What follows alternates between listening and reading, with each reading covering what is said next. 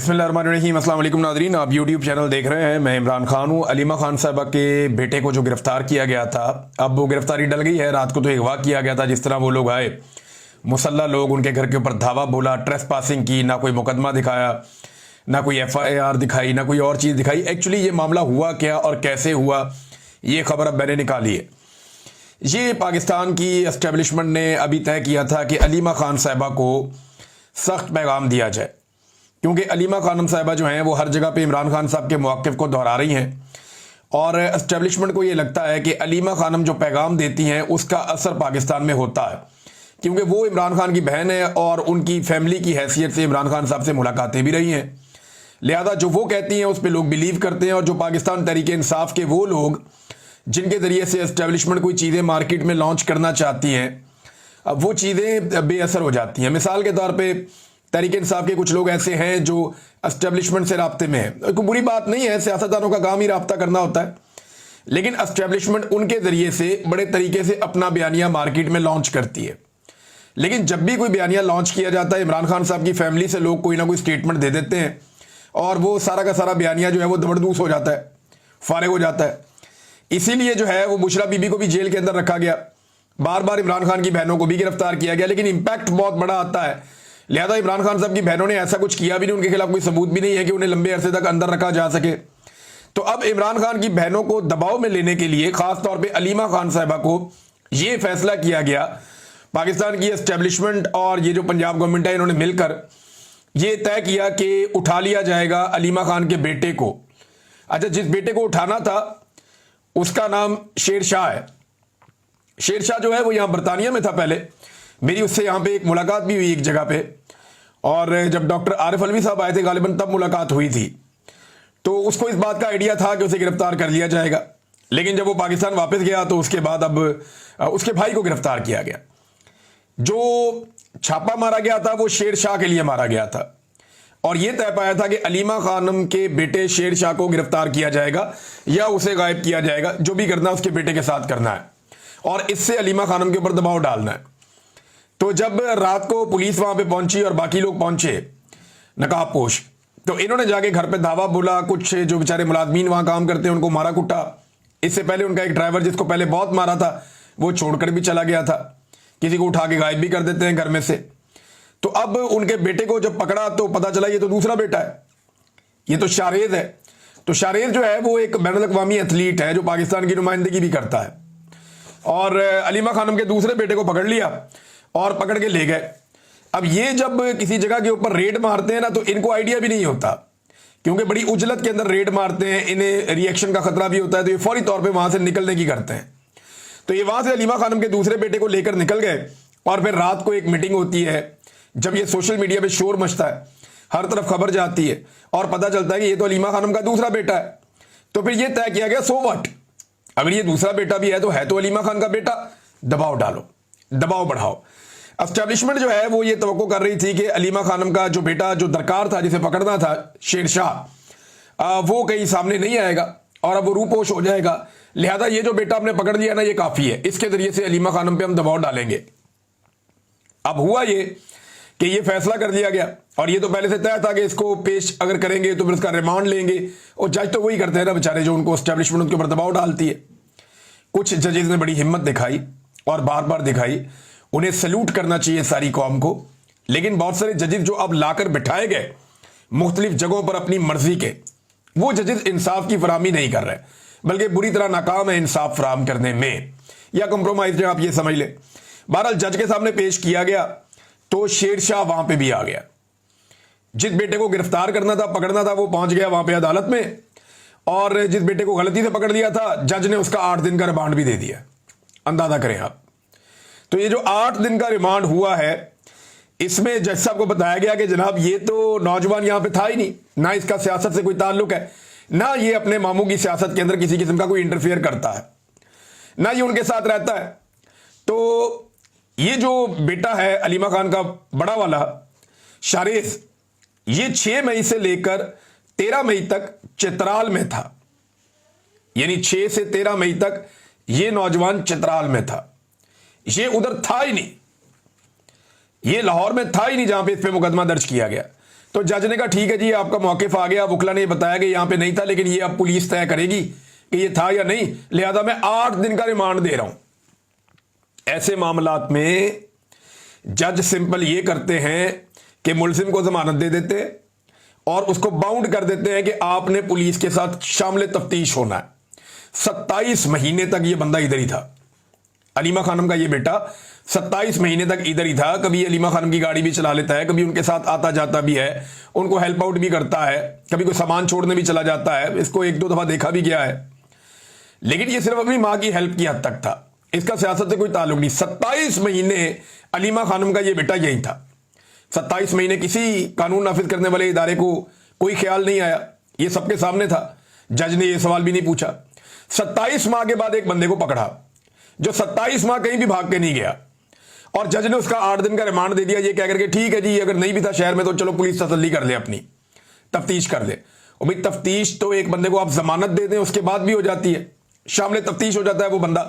तो ये जज साहब ने ज्यादती की, और ये सिर्फ एक सेट पैटर्न है, ये एक तरीका वारदात है जिसके जरिए से अलीमा खानम के ऊपर अब दबाव डालना है। देखिए ये फैसला कर लेते हैं ना बादशाह सलामत, या फैसला कर लेती है मलका आलिया या कोई टिकटॉकर शहजादी, तो फिर ये बंदा पकड़ लेते हैं, बाद में सोचते हैं बंदे का करना क्या है। अब वो जो बेटा जिसको गिरफ्तार करना था, जिसका नाम शेरशाह है, वो पहुंच गया अदालत में। जब वो वहां से निकला तो उसका ताकुब शुरू कर दिया गया, उसके पीछे लग लग के काफी दूर जाके उसको भी सादा कपड़ों में लोग उतरे, उन्होंने उसकी गाड़ी को घेरा, उसे गाड़ी से निकाल के अगवा करके उसे भी ले गए। अब वो जो शेरशाह है उसको भी अगवा कर लिया गया। अच्छा, शेरशाह के बारे में ना थोड़े दिन पहले शेर अफजल मरवत साहब ने एक दावा किया था।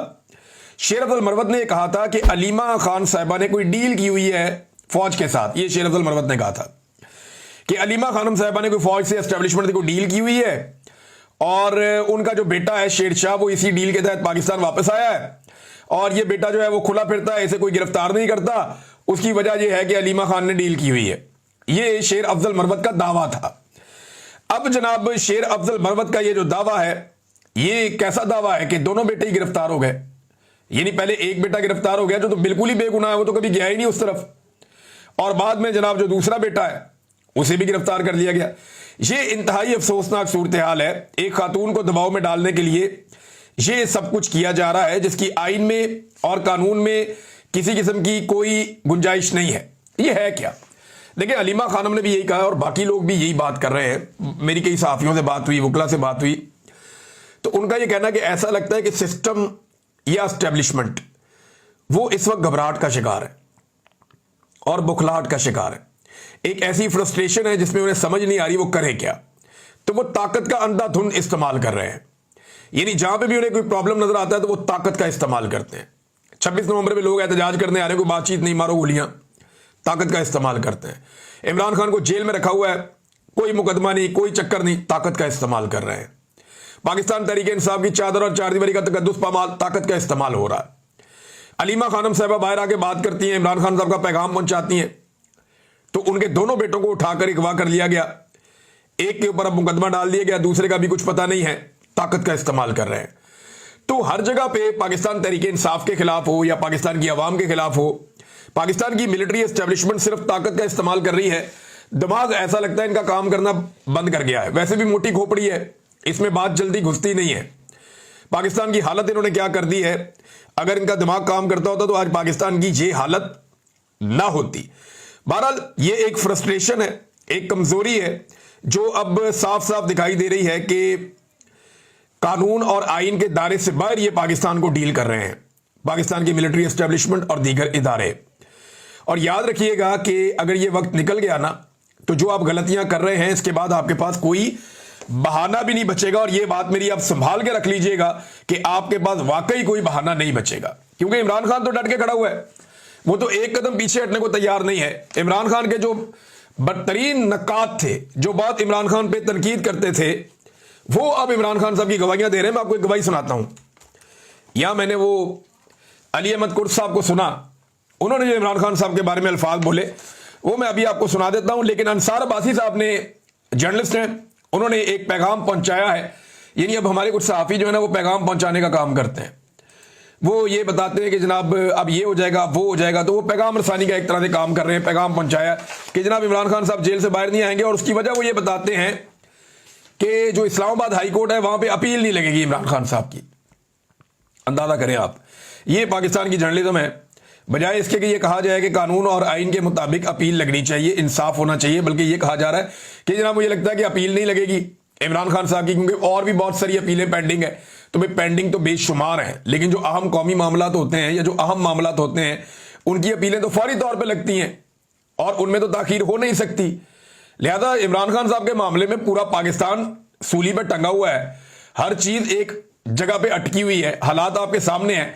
और अपील नहीं लगेगी सिर्फ इसलिए कि इस्लामाबाद हाई कोर्ट के अंदर अपनी मर्जी का जज ला के पाकिस्तान की एस्टेब्लिशमेंट ने बिठा दिया है। ये है नाजरीन अब तक की सूरत हाल। ये अब आप सुने जरा अली अहमद कुर्द साहब इमरान खान साहब के बारे में क्या कह रहे हैं। ये इमरान खान साहब पे सख्त तनकीद करते रहे हैं, लेकिन इस वक्त वही इमरान खान एस्टेब्लिशमेंट के सामने ऐसे डट कर खड़ा है कि कोई और लीडर खड़ा नहीं हो पाया। ये सुने अली अहमद कुर्द साहब जो बड़ी तनकीद करते रहे हैं, वो अब क्या कह रहे हैं।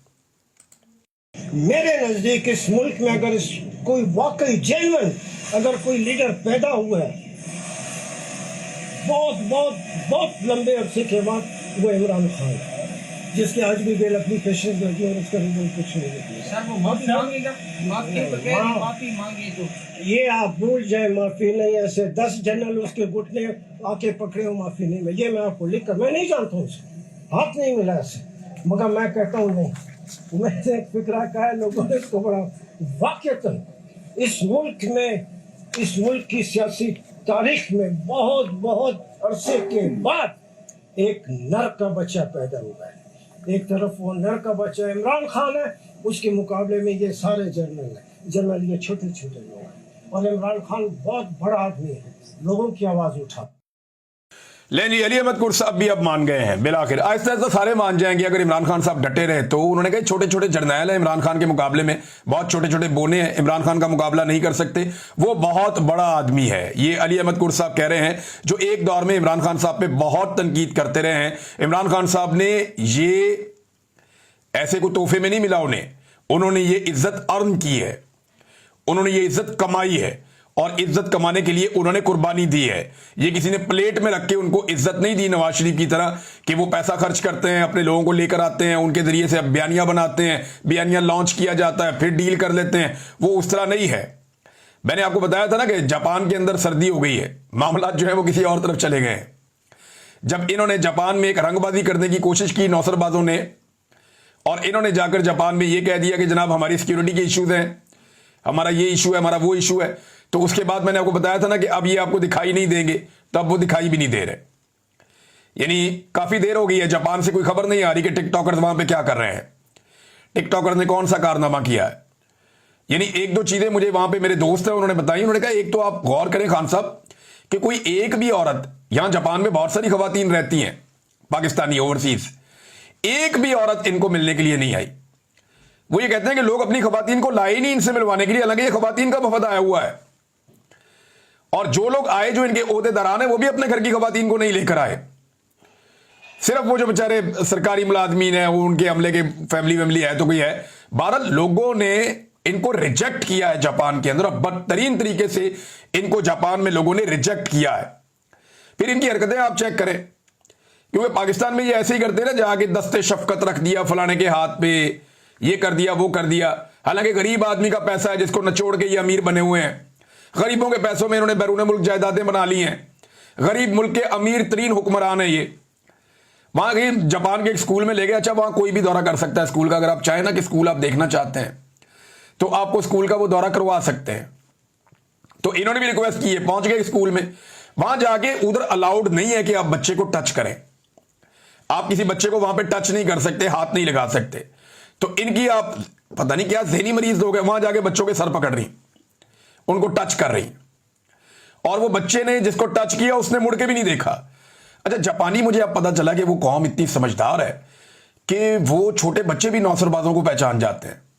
उनके बच्चों ने भी इनको मुंह नहीं लगाया, बड़ों ने तो नहीं लगाया, चलिए उनके वजीर आजम नहीं मिले, उनका जो उनके हेड ऑफ द स्टेट्स हैं वो उनके नहीं मिले, कोई बड़े अहम वुज़रा उनको नहीं मिले, हुकूमत ने इनको बिल्कुल घास नहीं डाली, इनको मुंह नहीं लगाया, चलिए ये तो मानने वाली बात है कि जापानियों ने, जो समझदार बड़े पढ़े लिखे जापानी हैं, उन्होंने इनको मुंह नहीं लगाया, ये तो बात समझ आती है। लेकिन बच्चों ने भी मुंह नहीं लगाया। इसीलिए जापान आज दुनिया के नंबर 1 मुल्कों के अंदर खड़ा है और वो इतनी तरक्की कर गया है कि उनके बच्चों को भी ये बात समझ आ गई है कि नौसरबाज कौन है और अवामी लीडर कौन है। हद होगी वैसे। ये इनकी नाजरीन इस वक्त सूरत हाल है। और पाकिस्तान में इन्होंने ये कर छोड़ा है कि 54 साल के बाद यूटिलिटी स्टोर्स बिल आकर खत्म कर दिए। काबीना ने इसकी मंजूरी दे दी है और 27वीं आईनी तरमीम के जरिए से सूबों के हुकूक पे डाका डालने की तैयारी मुकम्मल हो चुकी है।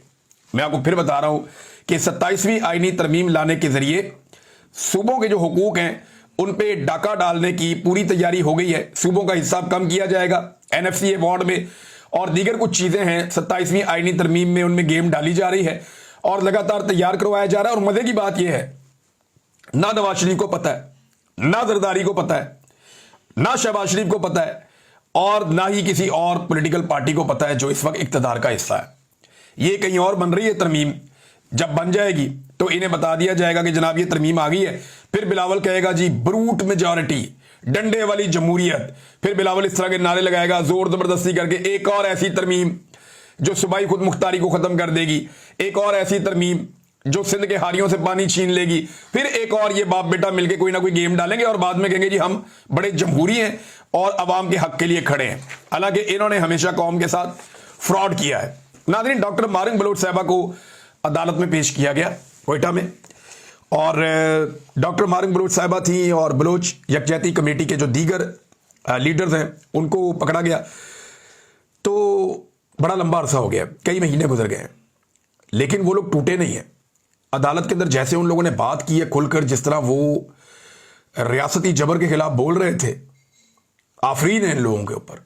इन्होंने हिम्मत की मिसाल कायम की है। औरतें होकर वो डटकर खड़ी हुई हैं और एक कदम पीछे हटने के लिए वो तैयार नहीं है। डॉक्टर मारिंग बलोच हो गई, यास्मीन राशिद हो गई, या बुशरा बीबी को भी आप ले लें, वो अपने खावंद के साथ डट के खड़ी है। उनके पास भी ऑप्शन है कि वो अपने खावंद को छोड़ दें या अपने शौहर का साथ देना छोड़ दें, तो उनके लिए आसानियां पैदा हो सकती हैं। तो जो खवातीन डट कर खड़ी हैं उनका तारीख में नाम लिखा जाएगा और मारिंग बलोच उन खवातीन में से एक सफ़े अव्वल पे खड़ी हुई एक खातून है। ये मारिंग बलोच साहबा कहती हैं कि ये एक फेल्ड रियासत है। जेलों की दीवारें कभी भी माओं के हौसलों से ज्यादा बुलंद नहीं होती। अस्करी अदालतें हैं ये, हमें यह इंसाफ नहीं मिलेगा। हम सिर्फ 5 लोग नहीं हैं बल्कि हम पूरा बलूचिस्तान है और ये एक अस्करी रियासत बन गई है जहां तमाम इदारे अस्करी इदारे बन चुके हैं। उन्होंने कहा इन्हें मालूम ही नहीं है कि बलूचिस्तान में इनकी रिट खत्म हो गई है। यानी बहुत तनकीद की मारिंग बलोच साहबा ने। लेकिन देखें, एक बात ना पाकिस्तान की एस्टेब्लिशमेंट नहीं समझ रही। एक खातून के साथ ज्यादती हुई थी बलूचिस्तान में, अकबर बुगटी खड़ा हो गया था, परवेज मुशर्रफ ने इंसाफ नहीं किया और आज तक हजारों लाशें वहां पे बलूचिस्तान में दफन हो चुकी हैं। ये आग लगी हुई है पूरे बलूचिस्तान में। सड़कों पे आपकी रिट है नहीं, लोगों के सीनों के अंदर एक बहुत गुस्सा है, लवा पक रहा है। पाकिस्तान की मिलिट्री एस्टेब्लिशमेंट डंडे से, ताकत से हर चीज को सोचती है। उन्हें आइडिया नहीं है कि मामला किस तरफ चला गया बलूचिस्तान में। इवन कबायली इलाकों में ना सिर्फ बलोच नाराज हैं बल्कि जो कबायली पश्तून हैं हमारे, वो बहुत सख्त नाराज हैं। उनके साथ बहुत ज्यादतियां की गई हैं और लगातार की गई हैं। बलूचिस्तान की एक बेटी के साथ बलूचिस्तान में वाकया हुआ था और आज तक आप संभाल नहीं पाए और दोबारा खवातीन के साथ इसी तरह की हरकत बलूचिस्तान में की जा रही है। जुल्म किया जा रहा है, उन्हें गैर कानूनी तौर पे गिरफ्तार करके जबरन हिरासत के अंदर रखा हुआ है और अदालतों को इस्तेमाल किया जा रहा है इस मकसद के लिए। तो वो तो डट के खड़े हो गए थे, हमें फर्क ही नहीं पड़ता, हम सरेंडर नहीं करेंगे और जो लापता अफराद का मामला है उससे भी पीछे नहीं हटेंगे और जो बलूचिस्तान के हकूक हैं उन मामलात से भी पीछे नहीं हटेंगे। नादरीन, शहरियार अफरीदी साहब ने एक इशारा दिया कि इमरान खान साहब ने कहा था कुछ लोगों को पार्टी से निकालने के लिए। फिर उन्होंने कहा वो टॉक शो में बोलते हुए कि एक तो वो बड़ा लंबा लंबा अरसा गायब हो जाते हैं, इमरान खान साहब का मौक़िफ़ पेश करने के लिए भी शहरियार अफरीदी साहब जो है वो अवेलेबल नहीं होते। काफ़ी लंबा अरसा पाकिस्तान से बाहर चले जाते हैं, अमेरिका चले जाते हैं, बरतानिया चले जाते हैं, कहीं ना कहीं वो चले जाते हैं लंबे लंबे अरसे के लिए।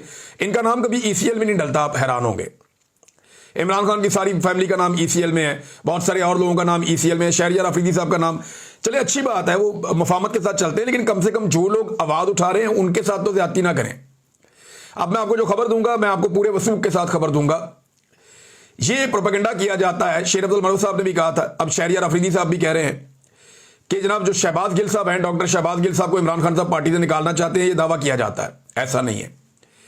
अभी मेरा जो जेल के अंदर सोर्स है उन्होंने मुझे बताया कि इमरान खान साहब ने कैटेगोरिकली कहा कि शहबाज गिल को पार्टी से कोई ना निकाले। ये इमरान खान साहब ने कैटेगोरिकली एक बात की है जो मेरे तक पहुंची है। मेरे पास इसका सबूत भी मौजूद है कि इमरान खान साहब ने जेल में ये बात की है, क्योंकि जो इमरान खान साहब से मिला था डायरेक्ट उसने ये बात सुनी और उसने ये बात बताई है। अब शहरियार अफरीदी साहब कहते हैं कुछ लोग ब्लॉगर बन के इमरान खान का चूरन बेच रहे हैं, खान की तस्वीर लगाकर तासुर दिया जा रहा है कि तहरीक इंसाफ फौज के खिलाफ। ये तो कोई नहीं कहता, इमरान खान तो खुद कहता है कि फौज भी मेरी, मुल्क भी मेरा। प्रॉब्लम तो मिलिट्री एस्टेब्लिशमेंट की पॉलिसीज से है कि फौजी क़यादत की जो पॉलिसीज हैं वो मुल्क के हक में नहीं है, वो खराब पॉलिसीज है। फौज तो हमारे माथे का झूमर है, हमारे सर का ताज है, और इसी तरह बाकी इदारे भी हैं। जो पाकिस्तान के लिए कुर्बानी देगा वो हमारे लिए बहुत मुकद्दम है, बड़ा मोहतरम है। लेकिन जो गंद मारेगा, अवाम के साथ ज्यादती करेगा, जुल्म करेगा, अपनी हलफ की खिलाफ वर्जी करेगा, वो भाड़ में जाए भाई, हमारी कोई हमदर्दी उसके साथ नहीं है। तो अब ये जो है ना शहरियार अफरीदी साहब ये बातें कर रहे हैं कंट्रोवर्शियल, और तनकीद नून लीग पे करने की बजाय या इदारों की गलत पॉलिसियों पे तनकीद करने की बजाय ये पाकिस्तान तहरीक इंसाफ के अंदर नकब लगा रहे हैं।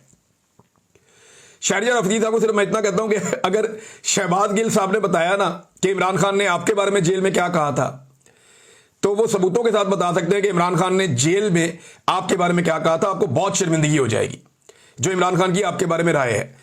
बहरहाल अब ये शानदाना गुलजार साहब और शहरियार अफरीदी साहब जो हैं वो एक साथ ही इनके साथ मामलात हुए थे और कुछ तकालीफ इन्होंने एक साथ देखी थी, लेकिन शानदाना गुलजार साहबा ने बहुत बहादुरी का सबूत दिया है और खातून होने के बावजूद वो बहुत सारी जगहों पे बहुत डट कर खड़ी हुई हैं। अब इख्तलाफ कर सकते हैं बहुत सारी जगहों पे उनके साथ, लेकिन वो बहुत डट कर खड़ी हुई हैं और मजबूती का उन्होंने मुजाहरा किया है। जबकि शहरियार अफरीदी साहब ने कैमरा ऑन होते ही हमेशा अपने आंसू दिखाए हैं, अपना दुख दिखाया है, रोना शुरू किया, जी मुझे बहुत तकलीफ हुई है। हालांकि मैं जाती तौर पे जानता हूं कि शहरियार अफरीदी साहब से बहुत ज्यादा तकालीफ पाकिस्तान में लोगों ने बर्दाश्त की है, लेकिन उनके चेहरों पे हमेशा मुस्कुराहट रही है, वो हमेशा डट कर खड़े रहे हैं। नाज़रीन, एक आखिरी खबर यह है कि ये गवर्नर खैबर पख्तूनख्वा जो कुंडी साहब हैं, फैसल करीम कुंडी साहब, उन्हें सैलाब ज़दगान की इतनी ज़्यादा तकलीफ है और इतना ज़्यादा उन्होंने दर्द महसूस किया कि इस दर्द को लेकर वो यूरोप की ठंडी हवाओं में ब्रसल्स पहुंच गए और वहां उन्होंने दावतों में शिरकत की। इस गम को दूर करने के लिए उन्हें मुख्तलिफ तहाइफ दिए गए, फूलों के तहाइफ दिए गए इस गम को दूर करने के लिए, और वो लगातार लोगों से मुलाकातें कर रहे हैं और इंजॉय कर रहे हैं ताकि सैलाब ज़दगान का गम कुछ कम हो सके। अब तक के लिए इतने, अपना ख्याल रखिएगा, अपने चैनल का भी। अल्लाह हाफिज़।